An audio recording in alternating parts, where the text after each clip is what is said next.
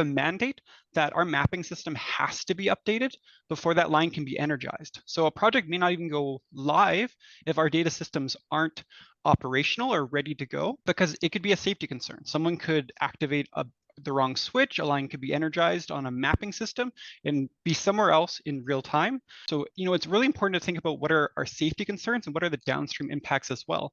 And just knowing and having that consistent communication between your asset management or operational practices built into your construction processes.